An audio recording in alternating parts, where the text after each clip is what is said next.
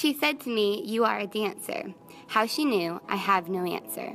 She only saw a class one day where I danced sitting in a chair.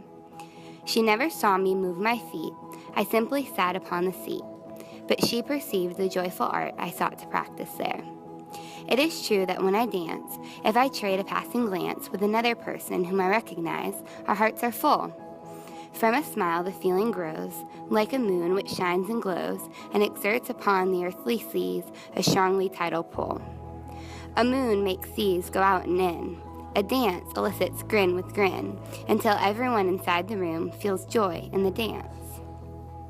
Although it's clear my strength and grace and agile movement were replaced with stiffening and slowness and a loss of internal rhythm, there's a chance that there will be a happy beat, a tune to make us tap our feet, that lets us move each body part and build up our endurance. Released for that one precious hour from Parkinson's, all dancers flower. We dance with smooth, renewed assurance.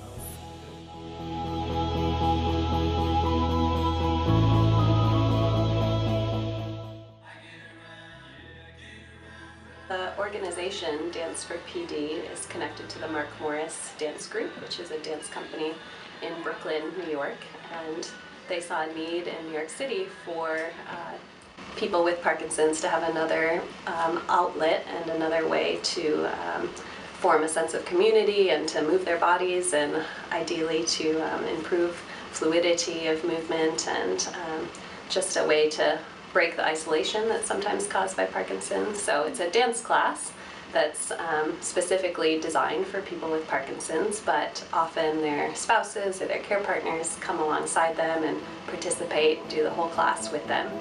So the format of the class, we start always in a circle, seated, and we do a lot of work for the arms and torso and just working on flexibility and overall mobility, fluidity of movement.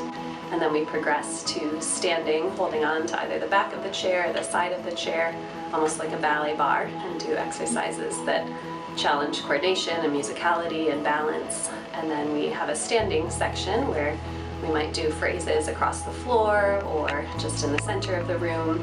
And then we always conclude in a circle, holding hands and doing a cool down.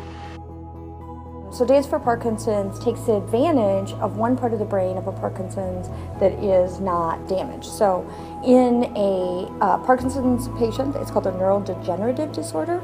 So for some reason that we don't know why, all of a sudden one particular pathway, it's a dopamine pathway in the brain, suddenly deteriorates for no reason, no longer producing or being able to keep the dopamine pathway going.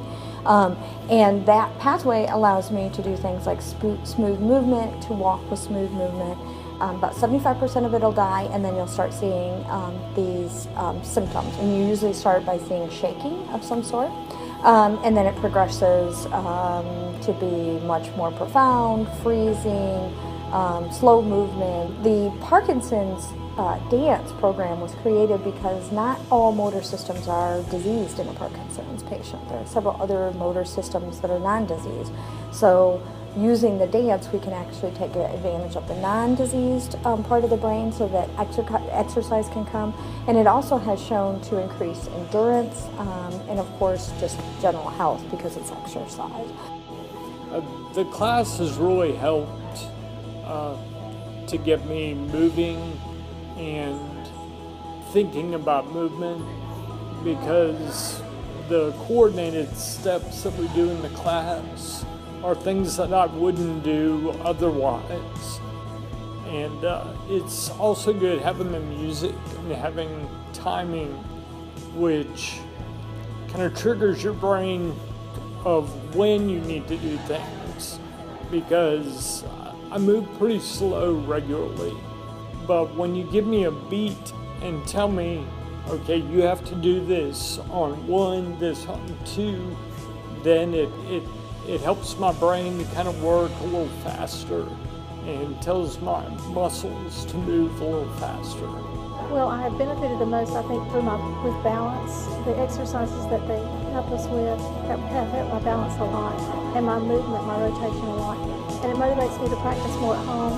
Even on the weeks that we don't have class, I'm more motivated to do my exercises at home if I know we're coming to class the next week. because we're motivated to move the best we can. We're not under any pressure to do anything that we can't do, yet we're encouraged, and the music's fun and uplifting, and the people are fun, and we laugh at ourselves. And laughter's good medicine, so it's almost like medicine by coming here, listening to the music and laughing and moving at the same time. Yeah, I think that the community aspect of it is what stands out to me the most, that we really gotten to know one another. We're laughing in class, we're experiencing this activity of dance and life and breath and full-bodied movement together, and dance is really a human experience that we can share together. So people with Parkinson's or without Parkinson's, side by side in this together week after week, has become a really beautiful experience.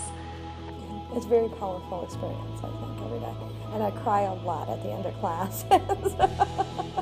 The very first day that we did this, some of these same folks that are dancing with us came out 4 years ago on a Saturday to try it. And it was just really cool. And at the end, I looked around and we were in our circle at the end, holding hands. And I didn't know Krista very well. I met her like 4 days before that maybe. And her and I were just looking at each other, just crying, and everybody was crying. It was just so powerful to have, to be able to move. And I think for them to move when they are frozen, often isolated. So I think that's really powerful.